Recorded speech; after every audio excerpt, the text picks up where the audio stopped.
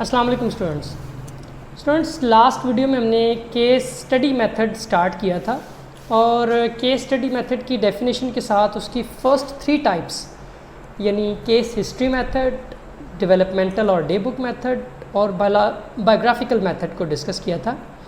اس video میں ہم case study method کی 4th اور لاسٹ ٹائپ جو ہے سنگل کیس ایکسپیریمنٹس اور اس کے ایڈوانٹیجز اور ڈس ایڈوانٹیجز کو ڈسکس کریں گے۔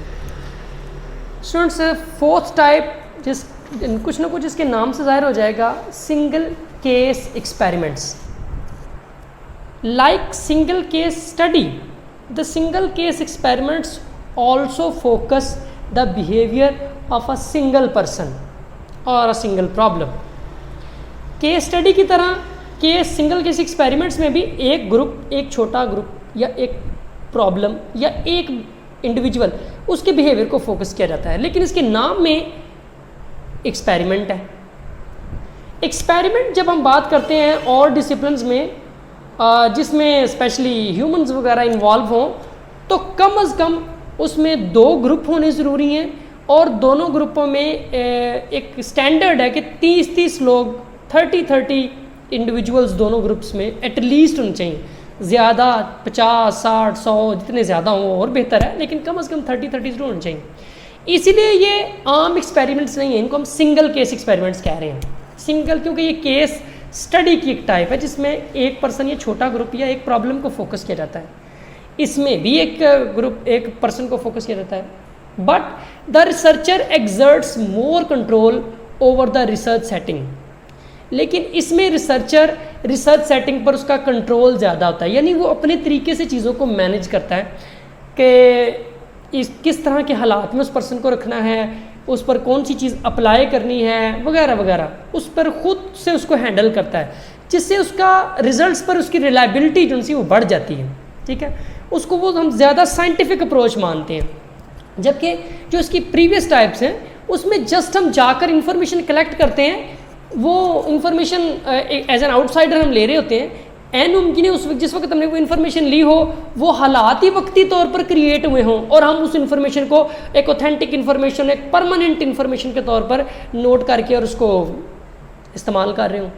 ٹھیک ہے، تو اس صورت میں وہ ریلائبل نہیں رہتی، کیونکہ ریسرچر کا ریسرچ سیٹنگز پر کنٹرول نہیں ہے، اسے یقین نہیں ہے مکمل طور پر کہ جو میں انفارمیشن لے رہا ہوں یہ ایک ریلیٹیولی پرماننٹ اور اوتھینٹک انفارمیشن ہے۔ ٹھیک ہے، تو اس میں سنگل کے ایکسپیریمنٹس میں اس میں بھی ایک پرسن کے بیہیویئر پر فوکس ہوتا ہے، لیکن ریسرچر کا ریسرچ سیٹنگز پر کنٹرول زیادہ ہوتا ہے۔ ٹھیک ہے، ایکسپیریمنٹ کا مطلب یہ ہوتا ہے کہ اس میں ہم کسی چیز کو غلط یا صحیح ثابت کریں گے، اس چیز کا اثر ہے یا نہیں ہے، یہ بات صحیح ہے یا غلط ہے۔ جس بات کو ہم پہلے سے صحیح مان کے چل رہے ہوتے ہیں وہ ہمارا ہائپوتھسس ہوتا ہے۔ تو اس میں بھی بیسیکلی ہائپوتھسس ٹیسٹنگ کی جاتی ہے، ہائپوتھسس جو ہے اس کو اسیس کیا جاتا ہے۔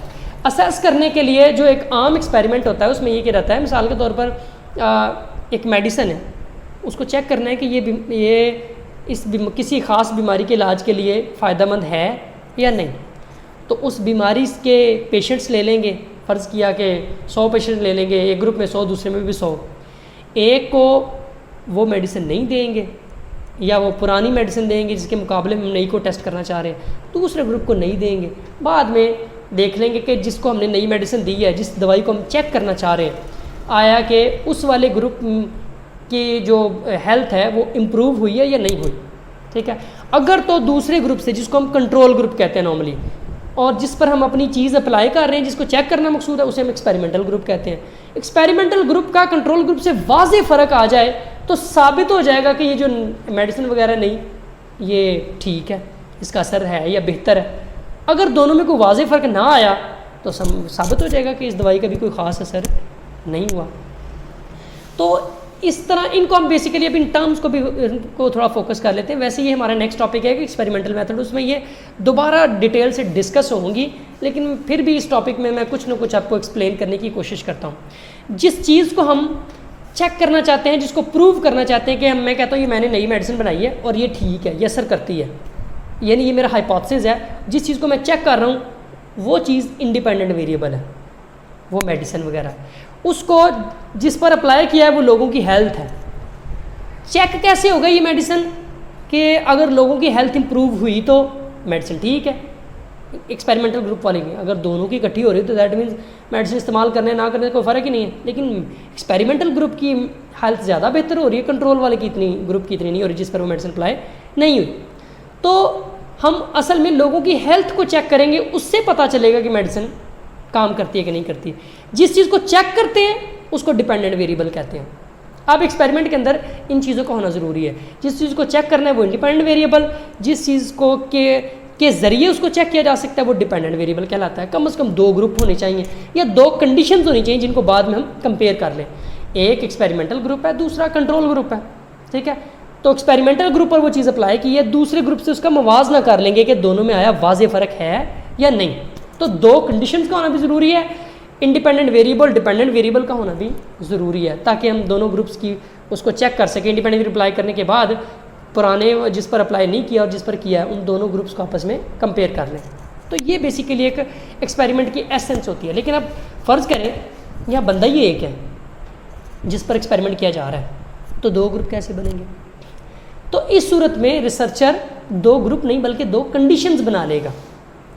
ایک اپنی چیز کو اپلائی کرنے سے پہلے والی کنڈیشن جسے وہ بیس لائن کہتا ہے کہ میں نے جب یہ کوئی ایک نیا ٹیچنگ میتھڈ تھا، ایک علاج تھا یا ایک دوائی تھی، اس کو اپلائی یعنی جو میرا انڈیپینڈنٹ ویریبل ہے اس کو اپلائی کرنے کے سے پہلے کی حالت یعنی بیس لائن کیا ہے اس کی، پہلے کیسی حالت تھی، اور اب میں اپنی یہ چیز اپلائی کر رہا ہوں یعنی اپنا انڈیپینڈنٹ ویریبل اپلائی کر رہا ہوں. اب اس کی جو حالت ہے اس کے بعد والی وہ ڈیپینڈنٹ ویریبل اس کو پھر چیک کر لیں گے آیا اس میں کوئی فرق پڑا ہے یا نہیں پڑا. ٹھیک ہے، تو پہلے والی حالت کنٹرول گروپ ہو جائے گا یا کنٹرول کنڈیشن ہو جائے گی، اور اپنا انڈیپینڈنٹ ویریبل اپلائی کرنے سے بعد والی حالت ڈیپینڈنٹ ویریبل ہو جائے گا. ٹھیک ہے، یا ایکسپیریمنٹل کنڈیشن بن جائے گی وہ. ٹھیک ہے جی، ایکسپیریمنٹل کنڈیشن کو ہم پہلے والی کنڈیشن یعنی کنٹرول کنڈیشن کے ساتھ کمپیئر کر لیں گے پرانی حالت میں اور نئی حالت میں فرق ہے یا نہیں. اس طرح ایک بندے پر بھی وہ ایکسپیریمنٹ کیا جا سکتا ہے. تو in single case experiments the researcher establish a base line, پہلے یہ طے کر رہے تھے کہ پہلے حالت کیسی ہے. دین اپلائز دا انڈیپینڈنٹ ویریبل، جس چیز کو وہ چیک کرنا چاہ رہا ہے کسی دوائی کو، کسی میتھڈ کو، کسی علاج کو، اس کو انڈیپینڈنٹ ویریبل کہتے ہیں، وہ پھر اس شخص پر اپلائی کرتا ہے. پھر اس کے بعد والی حالت یعنی ڈیپینڈنٹ ویریبل یا experimental condition, he assesses the dependent variable اور the experimental condition and compares the baseline with the experimental condition and decides whether the hypothesis is proved or not proved, whether the independent variable has an effect on the dependent variable or the independent variable does not have any effect on the dependent variable. اس بات کا پھر فیصلہ کر لیا جائے گا. یہ فیصلہ کرنا، صحیح غلط ثابت کرنا، اسی کو ہائپوتھیسس ٹیسٹنگ کہتے ہیں. ٹھیک ہے جی، یہ ہائپوتھیسس ٹیسٹنگ اگر آپ اس کو اسٹیٹ میں یا میتھ میں دیکھیں گے تو وہاں بھی بیسیکلی آپ کسی ہائپوتھیسس کو میتھمیٹیکلی یا اسٹیٹسٹیکلی ٹیسٹ کر رہے ہوتے ہیں. ٹھیک ہے جی، مقصد اس کا بھی یہی ہوتا ہے، اس کو ٹیسٹ کرنا، صحیح یا غلط ثابت کرنا. ٹھیک ہے جی، اس کو ہم انشاءاللہ پھر کبھی ایکسپلین کریں گے.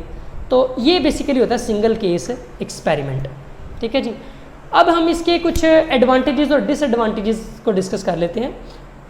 ہمارا جو کیس اسٹڈی میتھڈ ہے، کیس اسٹڈی میتھڈ کے اگر ایڈوانٹیجز کی بات کی جائے تو اس کا سب سے پہلا ایڈوانٹیج تو یہ ہے it is the only research method that can study the rarely occurring phenomenon. کوئی ایسا واقعہ جو ہوا ہی ایک آدھ مرتبہ ہے، اب آپ اس کو ڈائریکٹ آبزرو نہیں کر سکتے، وہ تو ہو کے گزر گیا، ایک ہی دفعہ ہوا بس. ٹھیک ہے جی، اس پر ایکسپیریمنٹ کنڈکٹ نہیں کر سکتے، اور اس میں جو ریسرچ میتھڈز ہیں ان کا اپلائی کرنا اس پر بڑا مشکل ہوتا ہے. تو اس کے بارے میں صرف پہلے سے وہ فنامنا ہو چکا ہے، اس کے بارے میں انفارمیشن اکٹھی کی جا سکتی ہے زیادہ سے زیادہ، کیس اسٹڈی اس کی جا سکتی ہے.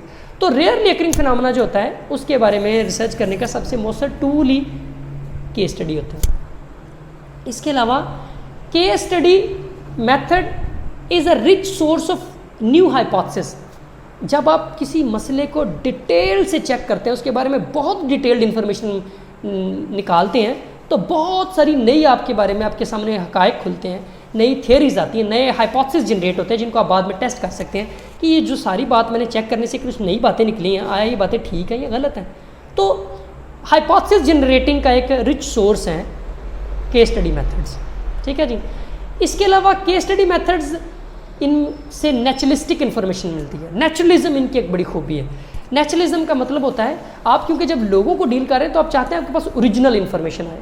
اوریجنل کا مطلب ہے کہ لوگ فیک نہ کر رہے ہوں, آرٹیفیشیل بیہیویئر نہ ان کا. اگر آپ ان کو لیب میں لاتے ہیں تو لوگ ایک خاص طریقے سے سوفسٹیکیٹڈ ہو کر اپنے جوابات بدل لیں گے, اپنا بیہیویئر بدل لیں گے, اپنے آپ کو زیادہ پریزنٹیبل طریقے سے پیش کریں گے, زیادہ ڈیزائربل وے میں پیش کریں گے, تو ہم اصل حقیقت تک نہیں ہم پہنچ سکیں گے. تو اس وجہ سے نیچرل انفارمیشن کا ملنا بڑا ضروری ہے. تو اکثر اوقات تو جس کے بارے میں کیس ہسٹری کر رہے ہیں اس کے بارے میں اس کے پیرنٹس سے, اس کے اکیڈیمک انسٹیٹیوشن سے, پروفیشنل ورک پلیس سے, ہر جگہ جب انفارمیشن حاصل کرتے ہیں تو وہ بڑی ریئل پکچر ہمارے سامنے آتی ہے. تو نیچرلزم اس کا ایک بہت بڑا ایڈوانٹیج ہے. ٹھیک ہے جی. اس کے علاوہ جو کچھ سیٹ نوشنز ہوتی ہیں, کچھ باتیں ایسی ہوتی ہیں جو جب وہ واقعہ ہو رہا ہوتا ہے تو سبھی کو ویسا ہی لگ رہا ہوتا ہے اور سبھی اس کو یقین کر لیتے ہیں کہ یہ بات ایسے ہی ہے. ٹھیک ہے. لیکن اس ہی بات کو جب کچھ عرصے بعد اس کو ڈیٹیل سے دوبارہ چیک کیا جاتا ہے, اس کی کیس اسٹڈی بنائی جاتی ہے, تو آپ کو اس سیٹ نوشنز میں سے بھی کئی نئی نوشنز ملتی ہیں, کئی نئے نظریات, کئی نئی باتیں پتہ چلتی ہیں جو آپ کو عین اس وقت شاید نہیں پتہ چل سکی تھی. تو سیٹ نوشنز کے متعلق نئے ویو پوائنٹس جو ان سے ہیں وہ ہمیں اس سے ملتے ہیں. ٹھیک ہے جی. ایک واقعہ تھا, آپ کو بتایا گیا کہ یہ واقعہ اس وجہ سے ہوا تھا, لیکن بعد میں جب اس کی ڈیٹیل سے وہ کی جاتی ہے پتہ چلتا نہیں تو اس کی تو اور بھی کئی وجوہات تھیں, اس میں تو کئی اور بھی سائڈ آسپیکٹس تھے, کئی اس کے ویو پوائنٹس تھے جس طریقے سے اس کو دیکھا جا سکتا ہے. ٹھیک ہے. تو سیٹ نوشنز, ثابت شدہ طے شدہ باتوں کے بارے میں بھی نئی باتیں پتہ چل جاتی ہیں. یہ بھی اس کا ایک بہت بڑا ایڈوانٹیج ہے. ٹھیک ہے جی. اب اگر اس کے ڈس ایڈوانٹیجز کی بات کریں تو یہ کیس اسٹڈی میتھڈ, اس میں ریسرچر کا ریسرچ سیٹنگز پر زیادہ تر کنٹرول نہیں ہوتا. وہ لوگوں سے جیسی انفارمیشن مانو اس کو ماننا پڑتا ہے کہ یہ صحیح بتا رہے ہوں گے. آبویسلی وہ خود سے ان سب چیزوں کو ویریفائی کرنا اتنا آسان نہیں ہوتا. کچھ چیزیں وقتی طور پر وقوع پذیر ہوتی ہیں, ہم ان کو جس وقت جا کر نوٹ کر رہے ہیں وہ شاید وقتی طور پر ایسا ہوا ہو لیکن حقیقت میں ویسا ہو بھی نہ وہ. ٹھیک ہے.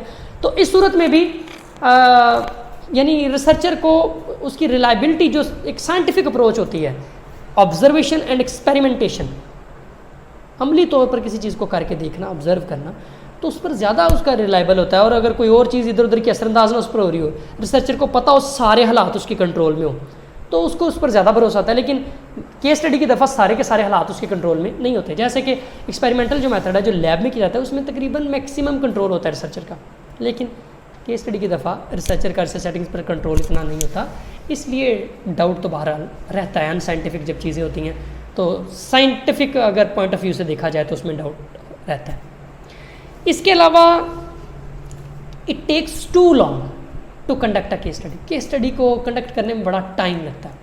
جب ہم سائیکالوجی میں کسی پیشنٹ کی کیس ہسٹری بناتے ہیں تو ہمیں تو ایون جو ہم نے اپنی ایم ایس سی لیول پر پیشنٹس کو ہم جب ہاسپٹلز میں جا کے وہ بناتے ہیں تو 30 پیجز کی ٹائپڈ کیس ہسٹریز ہمیں ایٹ لیسٹ 30 پیجز کی آپ کیس ہسٹری ہمیں تیار کرنی پڑتی ہے. اور وہ بھی ایک منیمم لیول ہے کہ جی آپ نے کیا. اس میں آپ ان کے گھر والوں سے ملیں گے, اس کے ریلیٹیو سے, دوستوں سے, ان کے پروفیشنل جو ورک پلیس ہے وہاں سے, ان کی جو اکیڈیمک انسٹیٹیوشن ہے وہاں سے, جہاں جہاں سے انفارمیشن مل سکتی ہے وہاں سے اکٹھی کریں گے. اس میں ٹائم بڑا لگ جاتا ہے. ٹھیک ہے جی. تو ایک یہ بہت ٹائم ٹیکنگ پروسیس ہے کیس ہسٹری کا. تو یہ بھی اس کا ایک ڈاؤن فال ہے, ایک ڈی میرٹ ہے, اس کی ڈس ایڈوانٹیج ہے. ٹھیک ہے جی. ایک کیس اسٹڈی کی ایک اور ڈس ایڈوانٹیج یہ ہے کہ یہ اس کے ریزلٹس کو جنرلائز نہیں کیا جا سکتا. جنرلائز کرنے کا مطلب ہوتا ہے ایک بات جو ایک جگہ بالکل 100% صحیح ثابت ہو چکی ہے, آپ ایز اٹ از اس رزلٹ کو کسی دوسرے بندے پر اپلائی نہیں کر سکتے. وہ بات اسی بندے کے بارے میں ٹھیک ہے, اس کو دوسرے پر اپلائی کریں گے تو ہم کہیں گے کہ سائیکالوجی میں کہ انڈیویجول ڈفرینسز ہوتے ہیں, لوگوں میں بڑا فرق ہوتا ہے, ان کے حالات میں, واقعات میں, بیہیویئرز میں, سوچ میں, تعلیم میں, بیک گراؤنڈ میں, ہر چیز میں اتنا فرق ہوتا ہے کہ آپ ایک بندے پر جو بات صحیح ثابت ہو چکی ہے اس کے مسئلے کے بارے میں, اس کو سیدھا سیدھا لے کر دوسرے پر آسانی سے اپلائی نہیں کر سکتے. آپ نے ڈیٹیل انفارمیشن ایک ہی بندے کے بارے میں حاصل کی ہے, وہ اس کے متعلقہ ساری ہے, اس کی ساری صورتحال کو لے کر دوسرے پر آسانی سے اپلائی کرنا پاسبل نہیں ہوتا. ٹھیک ہے. اگر کریں گے تو وہ زیادہ بینیفیشیل نہیں ہوگا, فیکٹس کے قریب ترین نہیں ہوگا. ٹھیک ہے جی. تو ریزلٹس کو جنرلائز نہ کر پانا بھی کیس اسٹڈی میتھڈ کی ایک ڈی میرٹ ہے, اس کا ایک ڈس ایڈوانٹیج ہے. ٹھیک ہے جی. اور اس کے علاوہ جتنے بھی اس طرح کے جو میتھڈ ہوتے ہیں جن میں نیچرلزم ہوتا ہے نا, یا جس میں سبجیکٹو اپروچ ہوتی ہے, ریسرچر کا رول اس طرح کا ہوتا ہے کہ وہ اپنی مرضی کی چیزیں ان پہ فیصلے لیتا ہے, تو اس میں ریسرچرز بائس آنے کا بڑا خدشہ آتا ہے. ریسرچرز بائس کا مطلب ہوتا ہے کہ ریسرچر پہلے سے کسی بات کی طرف متعصب ہوتا ہے, طرفدار ہوتا ہے, وہ طرفداری کرتا ہے, سائیڈ لیتا ہے ایک موقف کی, ایک بات کی, یا اپنے ہی کسی شروع میں وہ کسی چیز کا پہلے سے زیوم کر لیتا ہے, اس کو لگتا ہے مجھے لگتا ہے کہ یہ بات ایسے ہے, ٹھیک ہے, پھر اپنے ہی فیصلے کو درست کرنے کے لیے ہی وہ نیچرلی ساری انفارمیشن اسی سائیڈ کی اکٹھی کرتا ہے, یا ایسا وہ جان بوجھ کر بھی کر سکتا ہے, وہ ایک خاص ویو پوائنٹ کو سپورٹ کرنے کے لیے, ٹھیک ہے جی, کیس اسٹڈی تیار کر سکتا ہے. مثال کے طور پر آپ میڈیا پہ جو عام طور پر آپ رپورٹس دیکھتے ہیں, اس میں ہر کسی کا اپنا اپنا ایک ایجنڈا ہوتا ہے, اس کے متعلق ایک وہ پوری ڈاکیومنٹری بنا کے لے آتے ہیں, پوری رپورٹ تیار کر کے لے آتے ہیں, لیکن اس میں وہی باتیں شامل کرتے ہیں جن کو انہوں نے پروو کرنا ہوتا ہے کہ آیا یہ والی گورنمنٹ ٹھیک ہے یا غلط ہے, یہ والا بندہ ٹھیک ہے یا غلط ہے. اس کو اگر صحیح ثابت کرنا ہے تو تمام اپنے انٹرویو میں یا ڈاکیومنٹری میں ان لوگوں کے انٹرویو زیادہ شامل کریں گے جس میں اس ویو پوائنٹ کو زیادہ سپورٹ کیا جا رہا ہو جس کو وہ خود سے ثابت کرنا چاہتے ہیں, یا ان مثالوں کو زیادہ پیش کریں گے, ٹھیک ہے.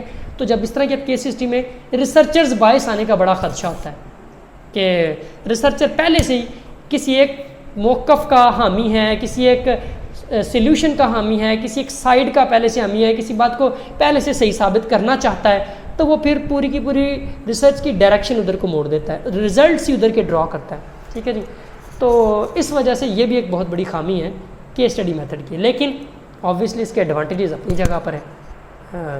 یہ بڑا ایک, جب آپ اتنی ان ڈیپتھ انفارمیشن کسی چیز کے بارے میں حاصل کرتے ہیں تو آبویسلی وہ بہت ہی فروٹفل ہوتا ہے, ان اینی وے کسی بھی طریقے سے وہ بہت فائدہ مند ہوتا ہے. اور جو آپ کی جو پلاننگ ہے, جب آپ کے سامنے ساری سچویشن, جتنی میکسیمم سچویشن ہوتی ہے, آپ کی فیصلہ سازی جو سی اتنی بہتر ہو جاتی ہے, ایویلویشن اتنی بہتر ہو جاتی ہے, ڈیسیجن میکنگ اتنی بہتر ہو جاتی ہے, ٹھیک ہے جی. تو اس کے ایڈوانٹیجز اپنی جگہ پر ہیں, لیکن اس کے کچھ ڈس ایڈوانٹیجز بھی ہیں, ٹھیک ہے جی. اوکے اسٹوڈنٹس, فی الحال کے لیے اتنا ہی. نیکسٹ ہم انشاءاللہ ایکسپیریمنٹل میتھڈ کو سٹارٹ کریں گے نیکسٹ ویڈیو کے اندر. Okay students, thank you for watching. اللہ حافظ.